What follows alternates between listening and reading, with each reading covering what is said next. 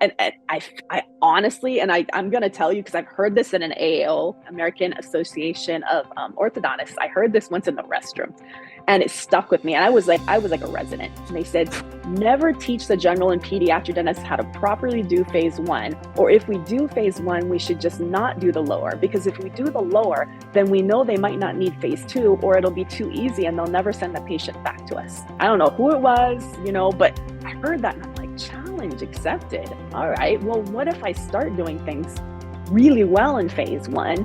And yeah, okay, you guys might take this as an easy Invisalign Lite case or an easy Invisalign Go case, but now, hey, I know I'm doing the right thing. These parents are going to send me friends and families and other siblings, and that's great.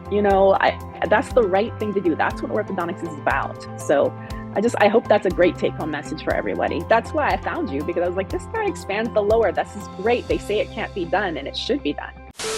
All right, welcome everyone. Very excited to have you all here tonight. I'm based in New York City, and Dr. Wilson, our special guest tonight, is all the way from Hawaii. Aloha, is that where we? Aloha, yeah. Yeah, my dear brother, Dr. Simon Wong, is based Hello. in Melbourne, Australia. So good morning to you. And another guest, Mr. Enrico Di Giovanni, welcome from Melbourne, Australia as well. And dozens of guests Hello. from the world, from Dr. Silver in Ottawa, Miami, Angelica, some guests in Australia, Andres, Dr. Tamayo, and also from Pakistan. Welcome, welcome. So let's have a quick introduction, if I may. Oops, there we go. My emails are, sorry about that. We'll edit that out. I've seen worse. So an introduction to postural orthodontics tonight. It's a bit of a masterclass, a discussion on an orthodontist's perspective on early intervention. Tips and tricks on finishing cases and the power of posture. Dr. Amanda Wilson, a very special guest, and my brother, Dr. Simon Wong. Oh, let me just mute out our dear here. Sorry, Enrico. Got to meet you out there. I'm busy in the lab. All right, so now it is also at the very end, we're going to have a little preview. We're very excited about this. This is the first time Simon is presenting this 2-day intensive on postural orthodontics in very close to New York City, 30-minute drive. It's near Newark Airport, Doubletree by Hilton, and where in person Dr. Amanda Wilson will be there. My brother will be there. Enrico as well. Dr. Kevin Boyd. And for those of you, meet also Dr. Narinder Singh from Sydney. He won't be flying up, but he'll be joining us via Zoom. Stay till the end because we have a very special offer. And but without further to do, let's have a look here. My brother, let's introduce him. My brother, Dr. Simon Wong. Firstly, my name is Kian Wong. I'm the kind of bit of a host, and I've been organizing these events for him the last few years. But I'm very happy to introduce my brother, Dr. Simon Wong, the founder of Postural Orthodontics and a leading expert in facial growth guidance and early intervention. He's held the position of visiting professor, co-director of the Orthotropics module at the University of Valencia, Department of Orthodontics, and is a fellow of the International Academy of Dental Facial Aesthetics. Past 15-20 years as the principal of the Clinic Natural Smile Centre, based in Melbourne, Australia. He's been focused on the correction of early childhood craniofacial development issues, a devoted practitioner for the early correction of malocclusion. He's published and is a published author with journal and textbook articles on sleep disordered breathing, with his most recent article, Jaw Epidemic: Recognition, Origins, Cures, and Prevention. His current clinical research at the Orthodontic Department of the University of Alberta, and most recently at Texas A&M, the supervision of Dr. Peter Bajang, will hopefully provide the pathway for the future of orthodontics to be focused on cures and prevention for all oral facial development issues for our children. And our guest speaker, Dr. Amanda Wilson, orthodontist and founder of Straight Smile Solutions. Dr. Amanda Wilson is an orthodontist with 23 years of experience in the industry. After graduation at UCSF and UConn, she spent 10 years in private practice. And then in 2013, she pivoted sharply to research, product development, teaching, and consulting with the emphasis on aligners, IDB, airway, SDB, and growth and development appliances. She's now is the CEO of Straight Smile Solution, an orthodontic coaching consulting company for general and pediatric dentists and dental labs. And she splits her time between Hawaii and California. Has two wonderful kids aged 15 and 18. And she's also a volunteer and troop leader for Girl Scouts USA and is a stroke and turn official for USA Swimming. Welcome, Dr. Wilson and Simon. Welcome, welcome, and welcome Thank you. everyone. All right, I'm Thank going to you. pass it on to Simon to start proceedings. Simon's going to do a short little presentation, and then we're going to have a more of a podcast interaction with Dr. Amanda Wilson very shortly. Okay, thank you. So we're very honored today to have Amanda join us in our informal conversations about early intervention orthodontics. Most of you are here actually because you have been fortunate enough to have had Amanda guide you in your journey in orthodontics. But I thought it would be good if you just got a sense of who I am and my own journey. So I'll share a little bit about the last 15 years of my practice and specifically in the orthodontic component. We switched journey. This is my probably 33rd year in practice. And my focus was never on children. And it's only the last 15 years that I trained in orthodontics and specifically started to focus on early intervention. So I think it'll be good if you just got a sense of my journey and my practice life in orthodontics.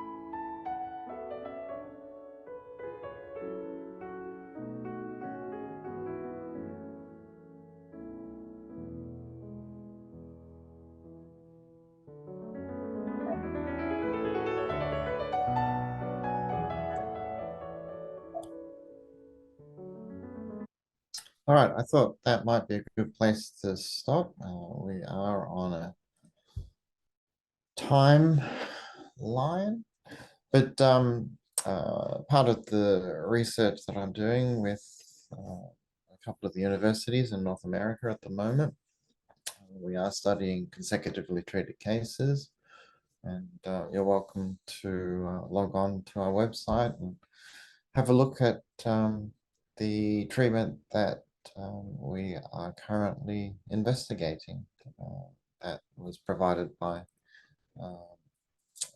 my practice. So today we're going to spend a little bit of time and just give you an idea of my journey in early orthodontics, maybe some clues as to how my specific brand of postural orthodontics is different from other functional approaches,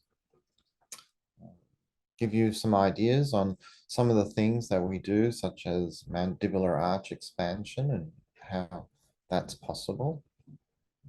And obviously, we're going to spend a little bit of time with Amanda and get some insights in how she has been able to help many of you in your journey in orthodontics, and to give us some clues as to how she will help us into the program in the future in September, which is something that we're very excited to be able to offer September the 27th and 28th of this year, New Jersey in the United States of America, where already many of you have signed up, and I look forward to meeting you in person.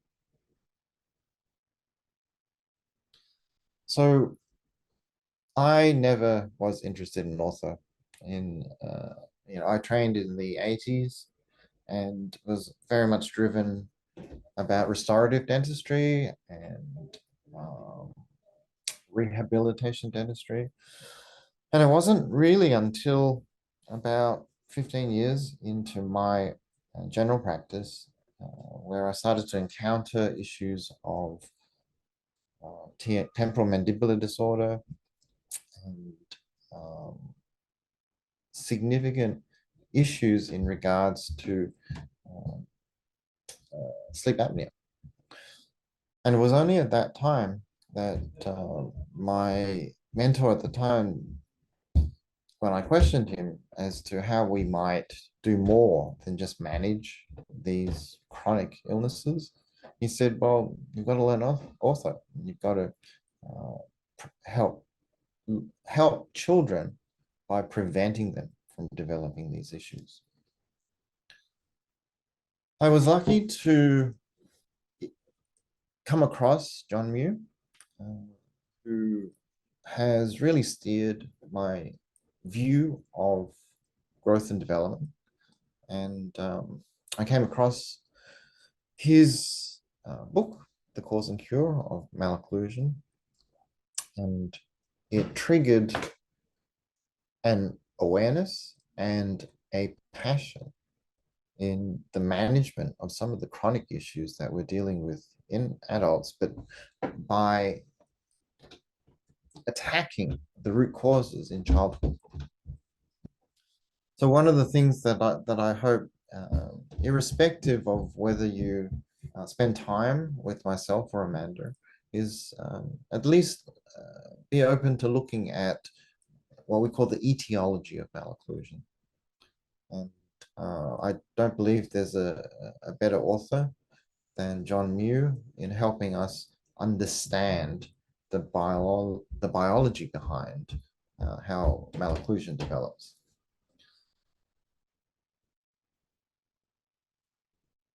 Australia is an island, and although it is very much a good environment for learning, I had to travel. I had to travel to the United Kingdom, I had to travel to Europe, I had to travel to the United States to learn orthodontics, to learn early intervention. I was very fortunate in my journey to have encountered my lab technician partner, Enrico, who has been instrumental in helping me develop the systems and the protocols and the appliances that I'm now able to share with you and the rest of the world. I've been fortunate to have wonderful teachers, John Mew, Mike Mew, Bill Hang, who have guided me and paved the way through their own experiences and their own trials and tribulations into my now being able to share my experiences and to pass on my knowledge. One of the problems that we faced was helping people, helping dentists, helping orthodontists, helping parents, and helping children understand how to tackle the development of malocclusion, how to manage the side effects, and how to gain a sense of stability once treatment has been carried out. And I understood that posture, the resting position that we hold in our body, has a significant influence in how our bodies develop. In our early years, we are very much moldable, plastic, and soft. We grow from 2 cells to the size of a loaf of bread to, in some cases, over 6 foot in height. We do this in a very short timeline. And that enormous growth potential also carries with it some disadvantages. We're very subject to the environmental forces around us, in particular gravity. And we all were raised with the good understanding that core stability, tight abdominal muscles, played a very important role in holding a straight spine and allowing a child to develop straight and true. And what we realized when I was investigating the root causes of early childhood malocclusion was that this fundamental understanding of biology and physiology is no different whether it's the spine or the jaws. And so I started to focus my attention on developing understanding of how oral posture, the rest position that you hold your jaw, what role does that have in growth and development of the jaw and the eruption and the alignment of the teeth? So I created a simple instruction book, kind of targeted at the 5th grade level.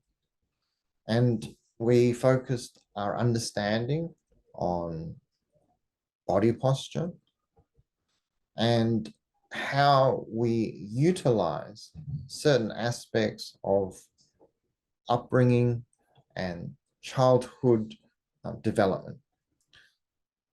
And in the research that I did on posture, I came to the awareness that there are fundamental components to posture that create good oral jaw development. We know that with strong posture, when we rest with our mouth fully closed, we have better health and we have straighter growth. We know that if we breathe through our nose at rest, we increase the parasympathetic drive. We know if we use the structures within our mouth wisely and efficiently and effectively, we develop much more powerful structures. Conversely, if we transition into good digestive process, again driving parasympathetic tone, we coordinate the interplay between function and posture. I put this into simple terms that the children that we're targeting can understand. And it was not surprising for many of us to realize that these fundamental principles have already been in our awareness for thousands of years. We have historically called them manners. My grandmother raised us in a very specific manner. She made a very strong point that our presentation to the world, how we talked, how we walked, how we ate, how we addressed people, our poise was important, was significant. She used to use the term, you have to present well to the world to make your family proud.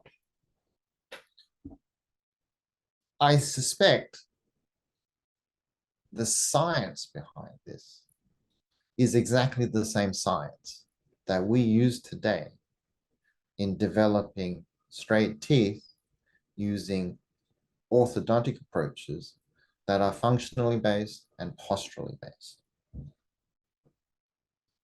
I developed simple exercises that actually were founded by 5,000 years of Chinese culture in raising children. I came across orthodontist in San Francisco, Sandra Khan, who suggested that we put this into a book, an instruction manual, a means of passing this information on. And so we developed GOPEX, Good Oral Posture Exercises. I took this around the world. About 8 years ago, we started touring Europe, sharing predominantly with pediatric dentists, some orthodontists. We were able to bring this in 2019, just before the pandemic, to the University of Mexico. And I was privileged to be able to speak to 1,000 pediatric dentists in Mexico City. We were able to share that what I do is different to many other forms of early intervention.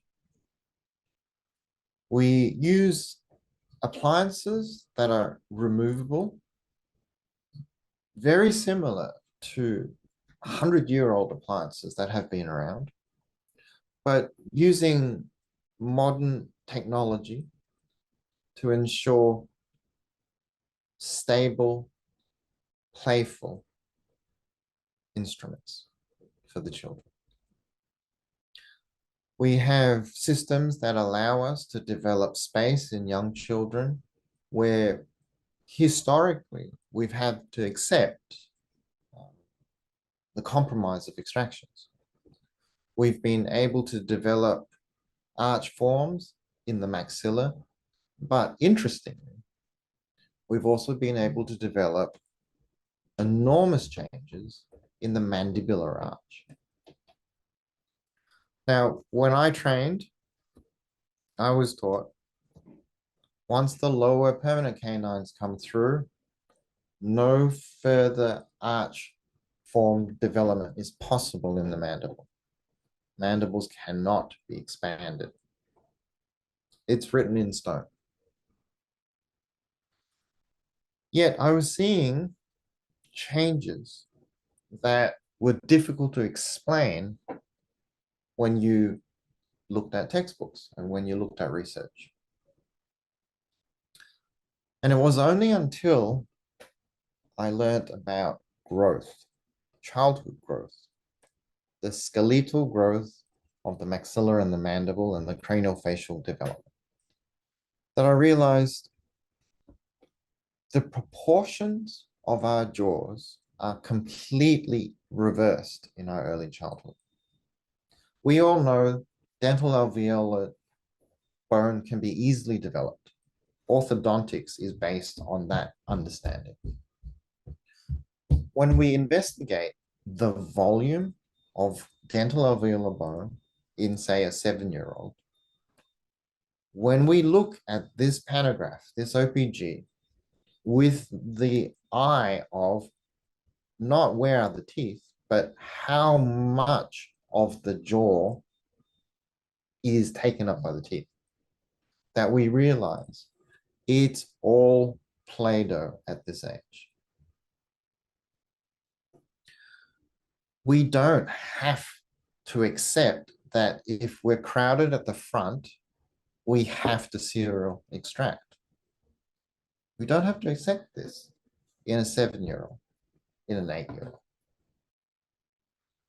We know we've been taught this. We also know that we're taught this because all our professors work with teenagers. Their focus is on 13-year-olds. And when you enter the door as a teenager with your canines, permanent canines in place, your premolars through, your 12-year-old molars through, your 13-year-old canines through, your bones are rock hard. Puberty does that to us. And we have to accept that we cannot develop big changes. We are not alone in making this up. In fact, we know at the University of Michigan, the last 4 decades has been focused specifically on mandibular arch development. How, if it's done in the early or even the late mixed dentition, what impact does this have? And we know not only can we develop maxillary arch form, but we can eliminate many of the transverse and AP discrepancies. We know that if we combined attention with the maxilla and the mandible, we can make significant improvements in disimpacting canines, in developing room without the need for extraction of premolars, and in fact, as quoted, enlarging the nasal airway. One of the things that I had been worried about on my own learning journey was that many of the early interventionists were teaching material that was lacking in evidence basis, that was at best fringe orthodontics. And my hope in developing this system is to find a way of staying well within our existing standard of care and utilizing evidence-based protocols, and when not researching my own work, to provide the evidence needed for it to be safe and predictable practice. I was very fortunate during our teaching in Spain to have the University of Valencia start preliminary investigations of my cohort of children. We evaluated 33 class 2 division 1 patients, and we compared them to the twin block patients that were being treated at the university. And interestingly, we found when using my BioBlock orthotropic system that we were able to reduce A and B by 3.5 degrees. And in comparison with twin block, that was only at the level of 1.4 degrees. Now, we know, and we have been given definitive research to show functional appliances can only move teeth within their dental alveolar bone. There is no capacity consistently for functional appliances to have a skeletal effect. The exception to that rule to date is the Frankel appliance, that's been shown to work quite well in marginally improving AP discrepancies on a skeletal basis. Now, if we look at twin block, if we were only able to reduce A and B by 1.4 degrees, we will almost universally find that a class 2 will not be corrected. But I challenge you to consider, if I could reduce your class 2 by 3.5 degrees, would you consider that a skeletal change? In addition, what we found is much of the class 2 that progresses in our children is down to a vertical increase, particularly during treatment. There's an old saying of chasing your tail when you are trying to close the overjet. Right? You seem to close it, you put the elastics on, you put the mechanics on, it's looking good, and then they disappear for 6 weeks, come back, and it's worse than ever. And we tend to find that when vertical increases, when we put braces on molar teeth, when children hang their mouth open, iatrogenic vertical increase is a common phenomenon. Yet, when we investigate block orthotropics, which is a posturally driven early intervention process, we were able to show a closure of almost 2 degrees in vertical. Now we know this is not normal. Vertical increases in normal growth. In comparison, we are 4 times the magnitude of improvement compared to conventional treatment, which is standard of care for functional appliances. That raised the interest of the University of Alberta and the University of Texas A&M. And I've been very fortunate to have some of my cohorts be investigated. We now are at the point where there's over 130 consecutively treated cases, and we've been systematically reviewing these in follow-ups now approaching 15 years. We have been able to come through with results that have been classified as significant. The last master's thesis summary that was done at the end of 2022. Bioblock therapy produces significant improvements of AP, maxillomandibular skeletal relationships, produce significant molar correction and reductions of overjet, changes mandibular growth in a more horizontal direction, does not have negative effects on mandibular divergence, producing slightly greater true forward rotation than expected. At the moment, we are putting together a paper under the request of Angle Orthodontics to share the findings from the University of Alberta. And hopefully this will have an impact on how we approach early intervention into the future.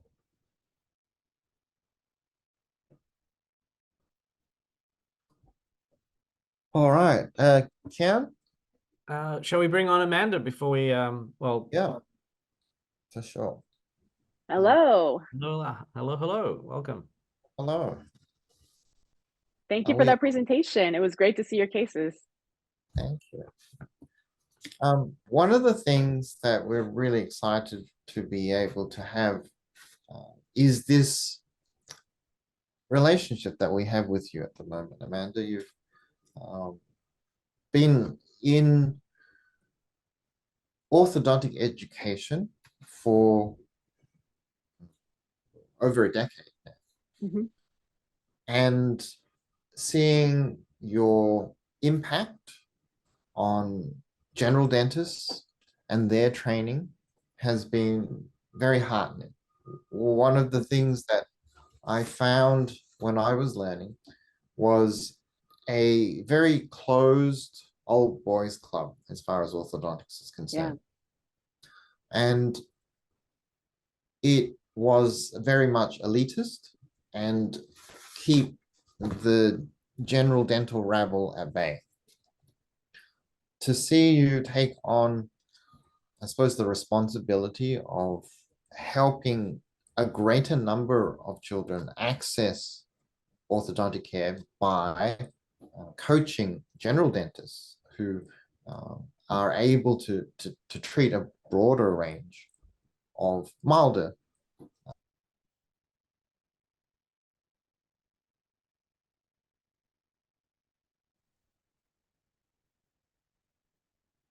Oops, has Simon frozen? I think he froze. Okay, I Yeah, wasn't sure if it was just me. sort of getting, I was you like, know. is it me? I think he'll be back, hopefully. He'll be back. Yes. So let's. Well, I'll respond to that, and when he comes back, I'll shush. But yeah, I completely agree with him. When I went into residency, it was definitely a lot more males and females. I was the only female in my residency class, which was small, but it was definitely different, than it is now. And there wasn't a lot of shades of color. It was very much one color, monochromatic. And it was really different 20 years ago than it is now. Anyways, he's back, so I'm gonna let him finish his thought. Must have frozen.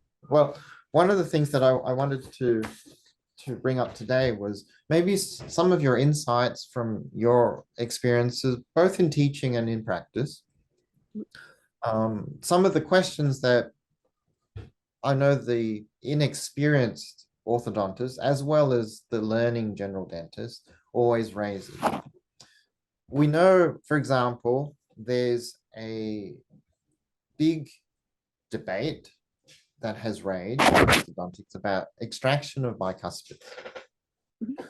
We know that it has been a system that has been very predictable in the hands of experienced orthodontists, taking 2 bicuspids or even 4 bicuspids. It's a very good way of managing AP discrepancies, reducing or hiding class 2 or class 3, respecting the neutral zone for stability, and kind of keeping within the whatever the arch form presents. If we keep within that arch form, we're less likely to have relapse issues. But in the last, I'd say 15 years, there has been a swing away from pulling every premolar out. We've been using light wires, we've been using broad art forms, we've been using frictionless brackets. Now, there is thought that says all that will do is tip teeth and you'll never coordinate arches and it'll always be unretentive. What's the reality? Oh goodness, we could talk about all this for hours. But like I said, when I went to residency, things have changed so much in the last 20 years. If I had to guess, maybe 20 to 30% of our cases were extraction cases. So I was definitely trained on extraction therapy. It works. You make straight teeth, but afterwards, sometimes, we do these treatment plans, and the preceptors or the faculty preceptors would say, yeah, you must take out teeth hair. And in my gut, I was like, do I have to do that? But I didn't have a choice, right? And after I did it, it just never felt right. And I kept asking. We did almost no phase 1 cases in residency. And if it was just cosmetic. It was somebody that was in acting and they just wanted straight teeth, and maybe we didn't expand her, but usually it was like extract C's and straighten the front teeth, and then literally you're just moving the problem further back, So, but extractions were a thing, and there's a lot of people have extracted premolars. I definitely think there needs to be more studies, longitudinal studies, going from the kiddos now, that maybe where we can measure the airway now, using the techniques that we have now with CBCTs and follow them around long 50, 60, 70 years to see how the airway changes. I think that's really important. But in terms of what you were talking about, swinging from extractions to just pushing everything out and forward, yeah, I see a lot of that too. I see it in my daughter's friends. I mean, it's funny actually. A lot of people are still getting teeth out here in Hawaii. It's actually surprising. But I see a lot of my daughter's friends just so full, like they're literally look like they can't get their lips over their front teeth. They're Bucky Beavers, you know, and they fit everything in and it's straight. But you know, I'm wondering what's happening at night with these kids. You know, are they even able to close their lips over their teeth? And what is the long-term periodontal consequences of just blasting everything out and forward? And what is the long-term airway consequences of this? So really, I don't know. I mean, I really didn't answer your question. I just said we're gonna need time to explore this. And I don't know that one is right and the other one's not. But I really think the happy medium and the right answer is what you're doing, which is catching these kids little, fixing their posture, making the space before while they're still actively growing, and having the teeth come in straight to begin with. And then you usually don't need that much retention. And sometimes you don't even need phase two. So I really think that's the only right answer that I can give. Yeah, I think we, as students, have to have a simple approach. We have to follow a recipe because there's just so much, and it's so dangerous for us to ad lib early on. But you know, one of the things that sometimes happens is you do what you're told, and then you realize, for example, when you're treating your own kids, that hey, maybe there's a different approach. Definitely. Your daughter never had the extractions that were prescribed. Right. And everyone told us she needed them. You know, every major orthodontist I consulted with on a difficult case said, yeah, take out 4 teeth. And we refused. You know, it wasn't going to happen. The proponents of extraction have validity, right? Because as you said, you can't walk around Bucky Beaver where you can't even close your lips together. Right. But if extractions are done with consideration, that's different to extractions being done because that's the recipe. Correct. And there are some adults, maybe more in Asian populations, where the jaws are just so far back and just so tiny. And if they can't get the jaw surgery, you know, maybe it's not available in their country or whatever, or it's just not possible. I mean, sometimes we've had to take out teeth. You know, I've definitely seen that happen. There's just no other option. So there's only so much IPR you can do, and I'm all about that in an adult. But I mean, you're talking 5 millimeters max per arch, and if you can't scoot them back, you know, the ramus is there, the tuberosity is there. I mean, you can't go out because of thin tissue periobiotype. You can't go forward because of thin lips. What are you going to do? You know? Yeah, and I think the fallacy to this dichotomy of being black or white is that the learning dentist really needs guidance, it needs supervision, needs mentorship. And that's the nice thing about your program. You are able to help with making appropriate decisions and modifying the recipe. And so that really makes me happy that there are people like yourself who are there for those general dentists who want to expand their scope of practice.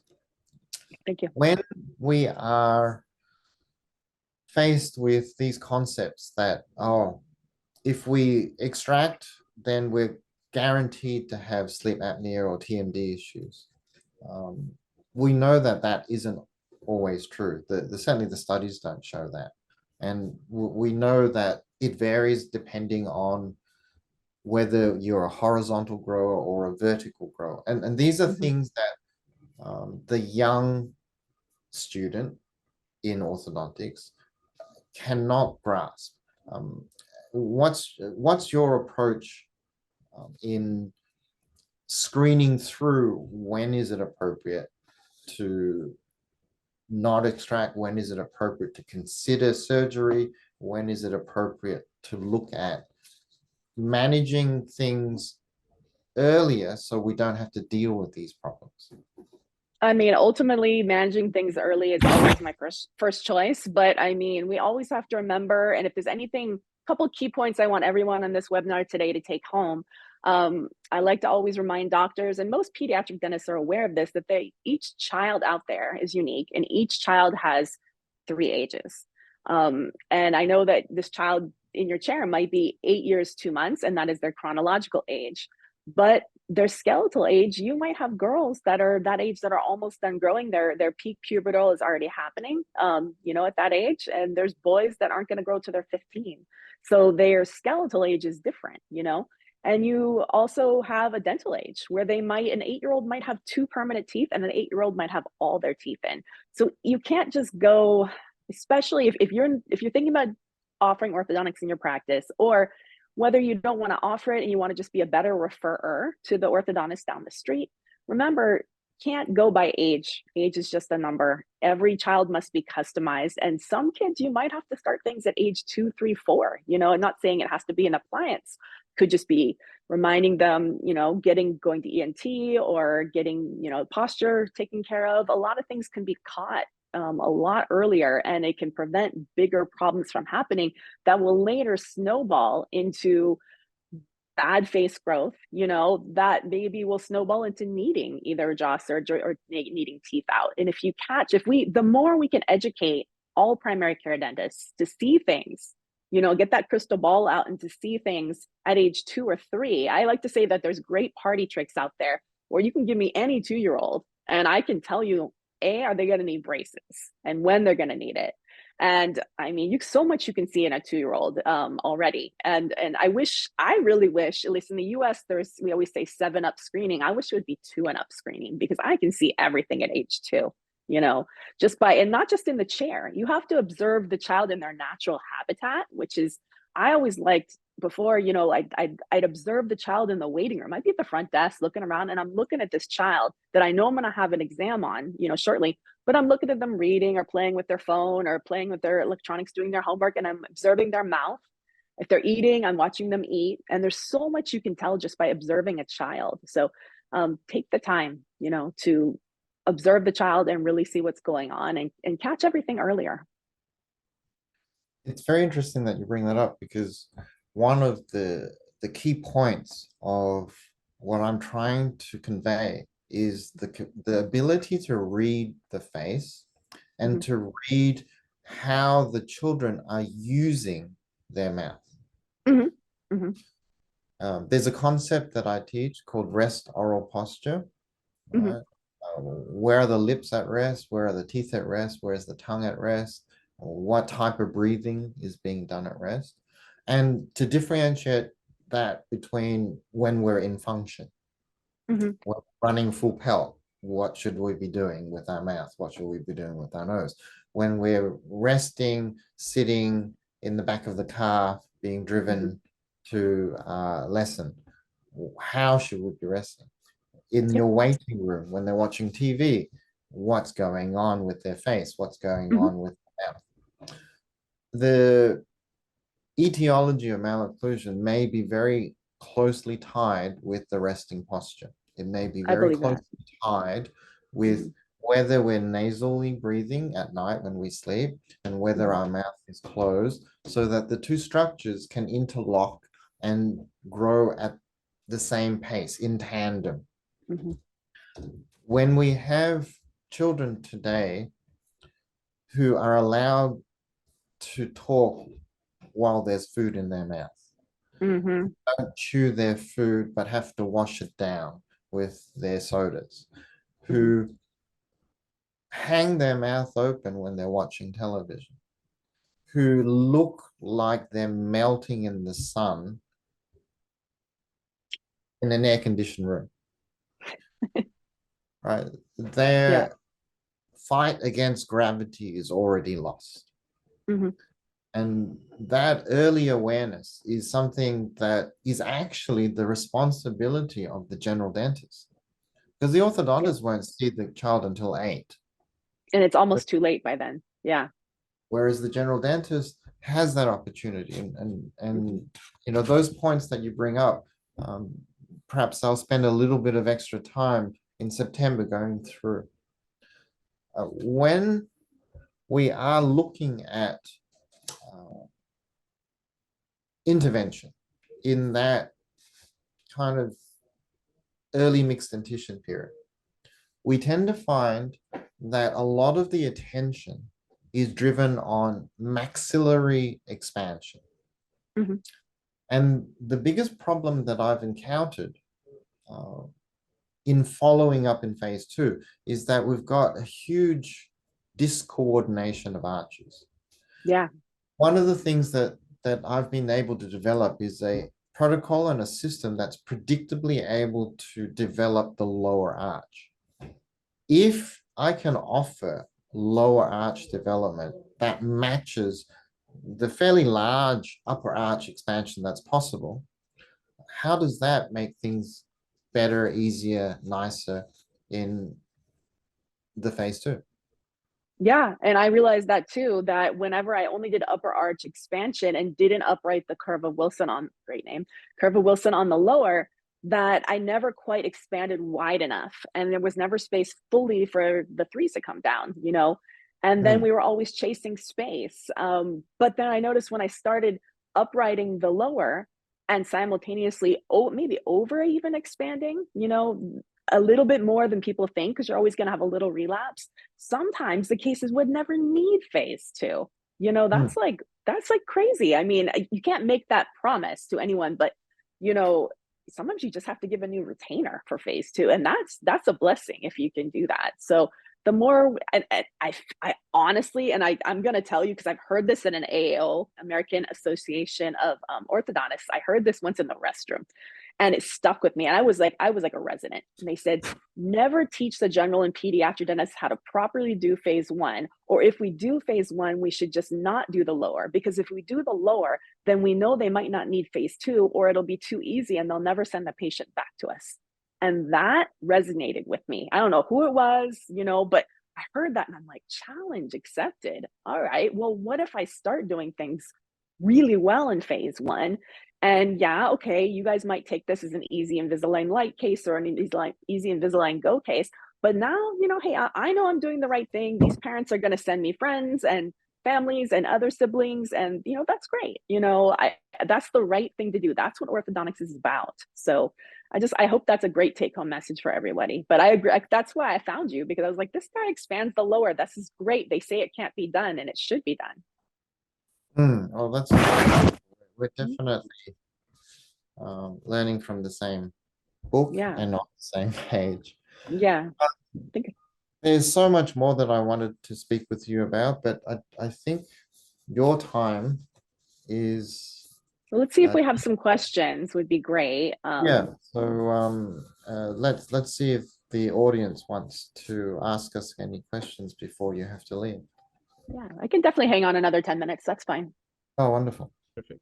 So there was a question. The first question that came in was from Dr. Silva. How is your orthotropics different from other orthotropics which only proclines incisors? That goes to that's not mine. Oh, sorry, that's Simon. Sorry. So yeah, if you've got questions for Dr. Amanda, because she has to leave first in the next 10 minutes, please type it in the Q&A chat, please. Yes. So what a lot of early intervention management is focused on mechanics, and mechanics can only move teeth. And when you're developing space and there's no space, you do end up tipping everything, right? Teeth tip, because roots don't want to move because they're housed in bone, whereas the teeth are floating in the air. So when we are looking at mechanics, you get predominantly a tipping effect. But postural orthodontics is different because it incorporates the understanding of oral posture, the tongue pressure, the lip pressure, the cheek pressure. When you combine control of the tongue control of the lips, control of the cheeks with the mechanics, then you get a double action.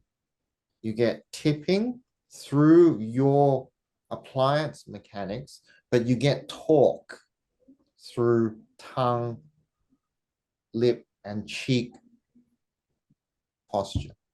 And so you gain not only mechanics, but you improve the growth and development. Now, this can only happen in primary dentition and mixed dentition. It does not happen when puberty hits, which is why normally you see very poor outcomes in early intervention when doctors use early intervention techniques in teenagers. All right. You get the worst of all worlds when you use the wrong equipment and a lack of understanding to approach a problem that has already run away and grown up. Sure. Amanda, there's 3 questions there. Do you want to pick which one is relevant to you? Do you see all the questions from? I do. Okay, so first one, I don't see the pano, so I probably can't answer that one. And Okay. whatever it was didn't attach. So maybe that's something that this doctor could bring to the course. Oh no, If that's this doctor's coming. directed at me. Yeah. Oh, okay, that's for you. Maybe Okay. the third one from Dr. Kevin White. That's could be for you. Sure. Does expansion, leveling the curve of Wilson, reducing the curve of speed, correct a deep bite, class 2, div 2? I think anytime you have here, I'll answer this live.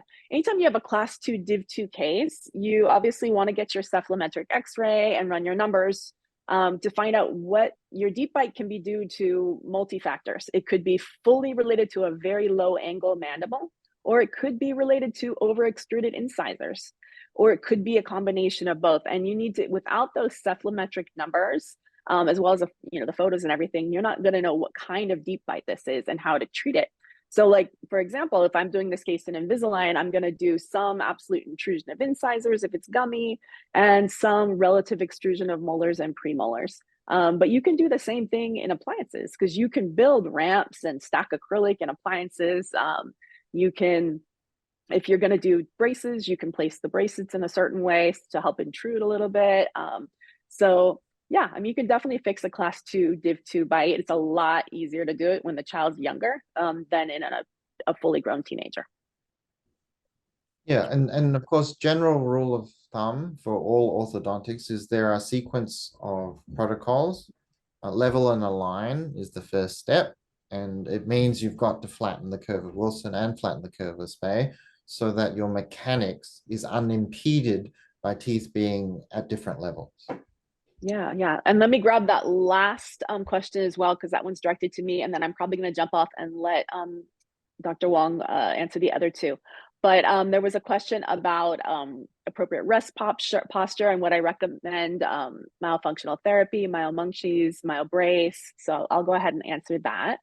To be honest, I am not trained in OMT. It's on my bucket list of things to do. I've gone through oral myofunctional therapy. It was a challenge. I was just wanted to make content about myofunctional therapy. So I was like, I found an oral myofunctional therapist. I went through the assessment just to see what it was like. And I recorded it all, right? And it turns out I was a hot mess. I actually had tongue thrusts, which I didn't even know I had. I had a massive tongue tie. And I think she was like, you can actually see all this stuff live, by the way, if you go to my YouTube channel, which is Straight Smile Solutions. I have over 2,000 videos on there, and type in the keyword OMT. You will see all this. It's actually, she was kind of like embarrassed because she felt bad telling me that I was really bad.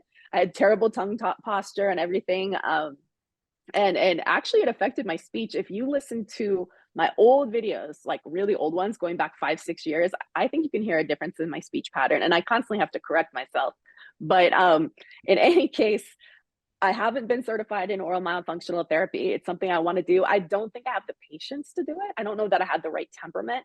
So I'm pretty familiar with it, but we refer, but I would like, if and when I go back into full-time practice again and have my own practice, I definitely plan on bringing in an in-house oral myofunctional therapist, because I think when you're constantly referring to a myofunctional therapist out, you tend to lose. You have a lot of attrition because they have to pay the supplemental fee. And I do work with a lot of doctors who have in-house oral myofunctional therapists. They just trained up either a dentist in their practice or their hygienist. And then they have a lot more treatment acceptance because they bundle it into the price of the ortho, and hopefully they're not assessing a ridiculous fee, you know. And then they have almost 100% acceptance of treatment. And then their ortho treatments go way better because if you have a habit, a massive habit, be it a tongue thrust, a tongue tie, you know, or it might be SLP issues, and you just try to do the ortho without addressing that habit, the ortho's not going to go well. So, but I would love to hear Simon's answer to that too, and then I'm going to go ahead and jump off. I was trained in my brace, trained with Chris Farrell about 20 years ago, actually. Did ALF, worked with osteopaths. And what I find is when there is a dysfunction, a specific dysfunction, a speech dysfunction, a thrust, I will refer to speech lingual pathology. But my program incorporates attention on improving posture. So if there's a dysfunction, I refer out, but if the posture is poor, I do it in-house. And the simple program that I developed, which is about 10 or 15 minutes every day of improving table manners and speaking manners, which, you know, should be a normal part of raising children everywhere around the world. That addresses the posture side of it. So, you know, I will use when there's a specific speech issue or a functional issue with the tongue, then I'll refer out. That said, I tend not to refer anyone out until the structure is dealt with. So if there's a tongue tie, that has to be released first. If the jaws don't coordinate, I have to coordinate them. If the arch is too small, I have to make the arches bigger. Then we evaluate for dysfunction, because often the dysfunction is because there's just no room for anything. Right.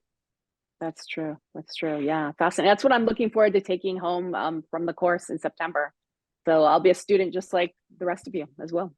And our guest speaker as well. Amanda, thank you so much for joining us tonight. Thank you. Aloha. Aloha. I'm looking forward to watching the rest of the webinar, and I'll see a lot of you in September. September. Take care. Thank you so much. All right, Bye, Amanda. All right. So this is a good time to, before there's about half a dozen questions, we'll get to every single question. But I want to take this moment to share a bit about our 2-day event, if that's okay. There is a 2-day intensive where featuring Dr. Amanda Wilson, obviously. Oops.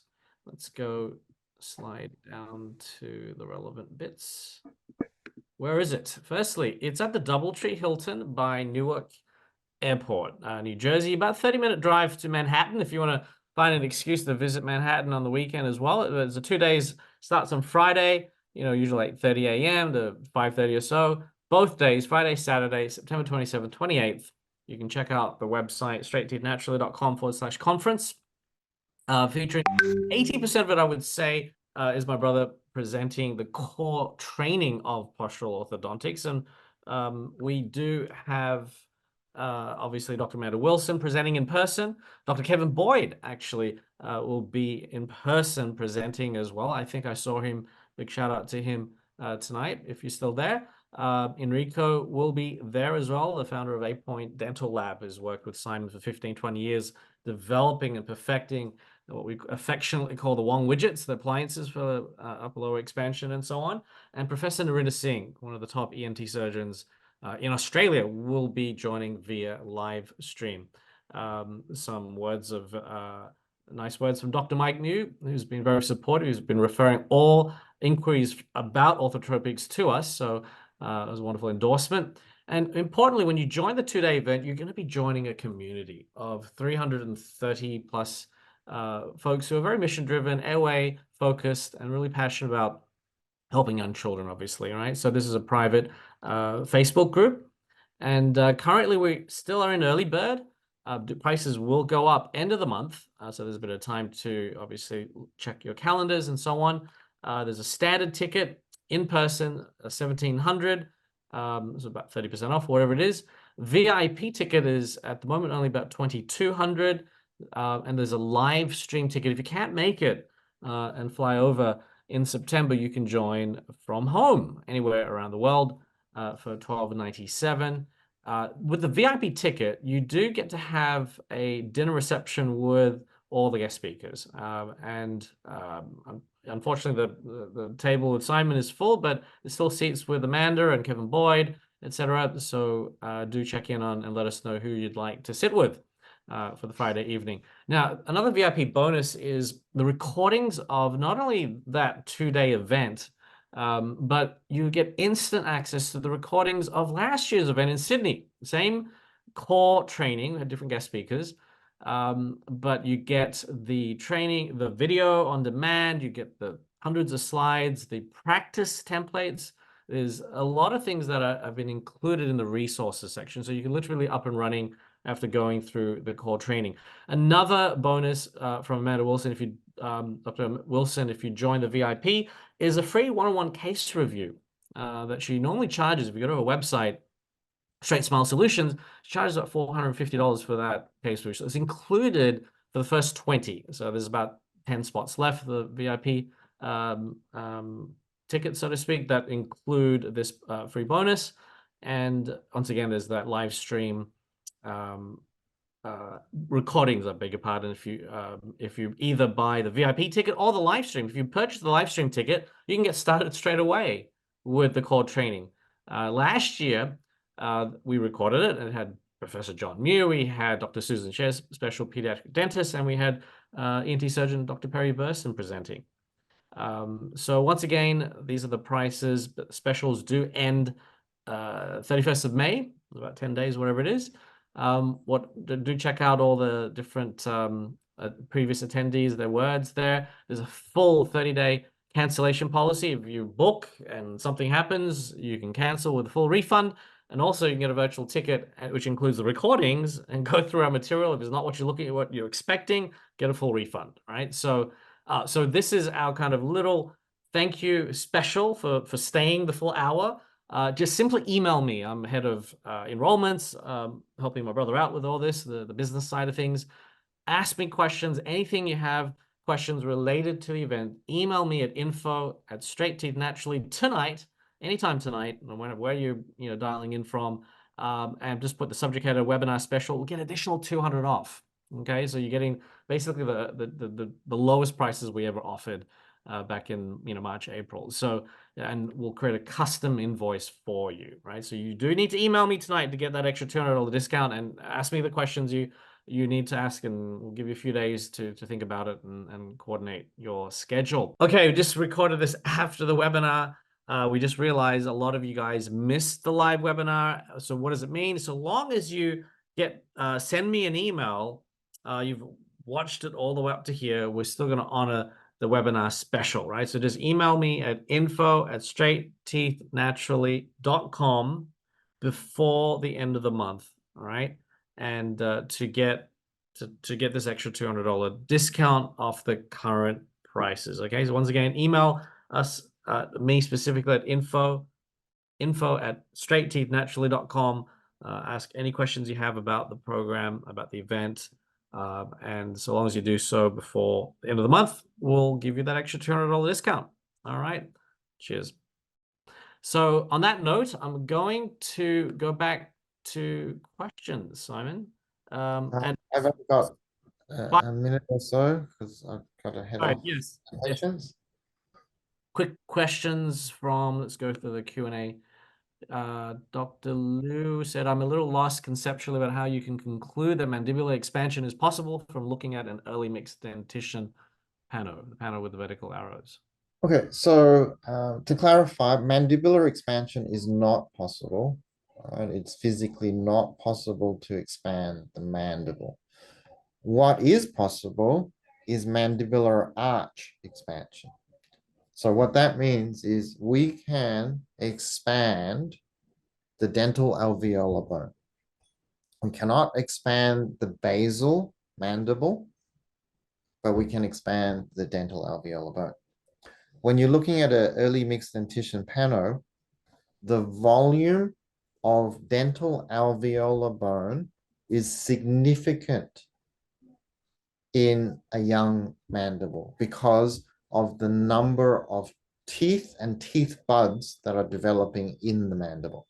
So the volume of dental alveolar bone being so great in an early mixed dentition means that if we engage that region, we can develop much broader arch forms.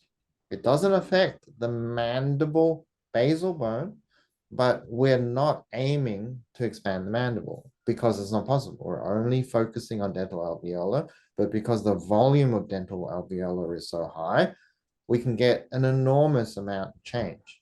And because they're so young, inadvertently, the dental alveolar bone influences the form of the basal bone. It has to. All right, terrific. So there's also questions from Dr. Silva. I release if the palate is high to accommodate the newly freed tongue. Functional appliances are used in adults, though? Question mark.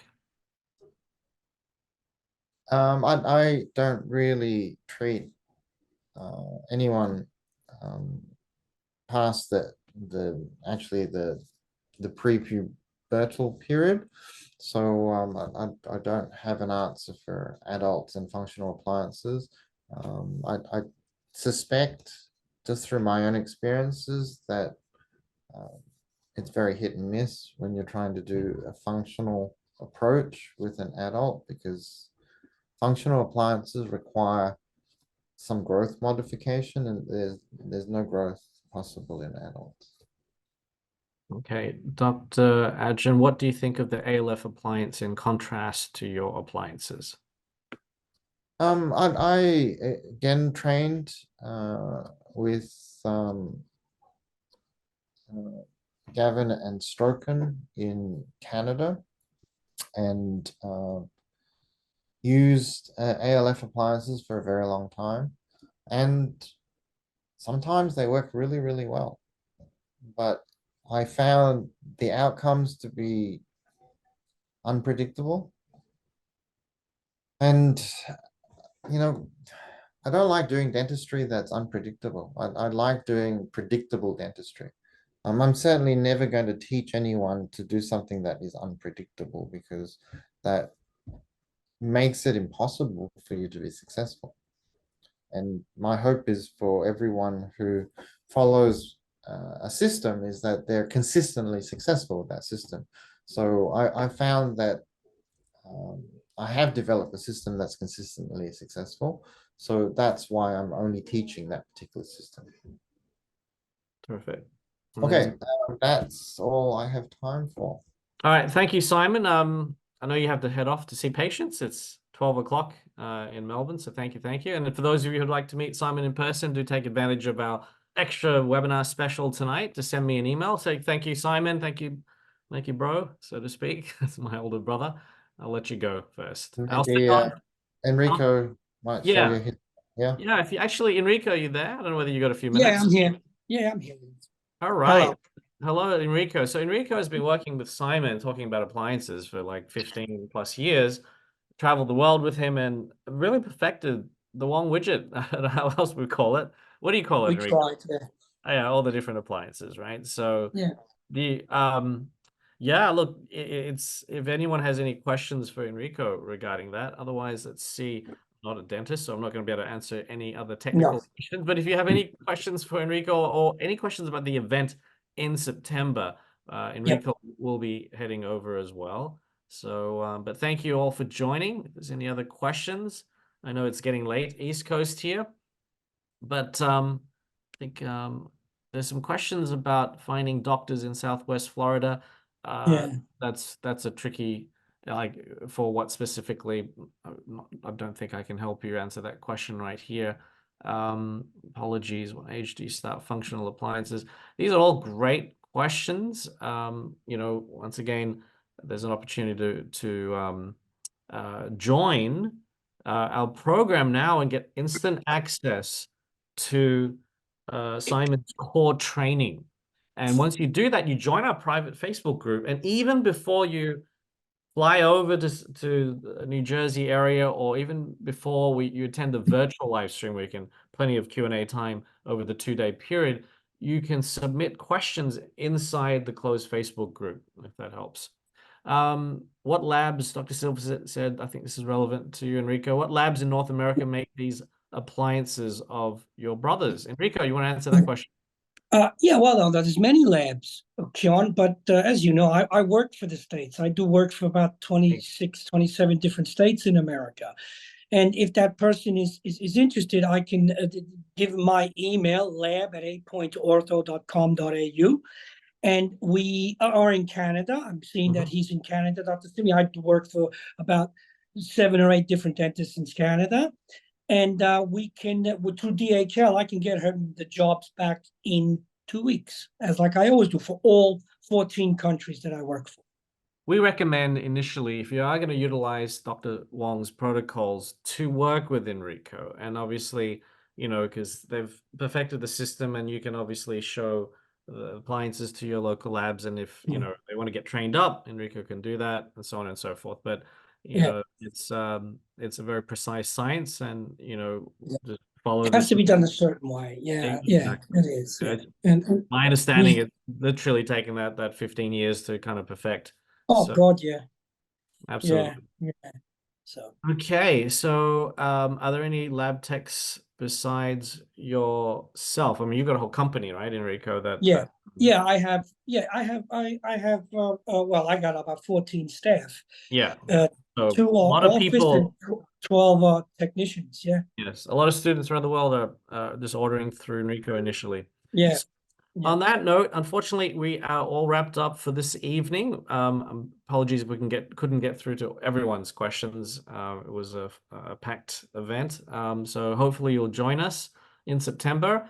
And whether you get a VIP or a virtual ticket, you can ask a lot of questions in our closed Facebook group. So once again, if you'd like to join us, I'll share once more that slide where you can take a picture of this. Let's see here. Here we go.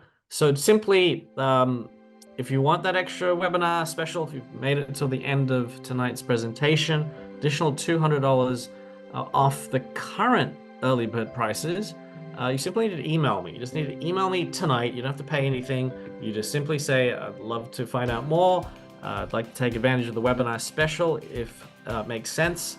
So email me at info.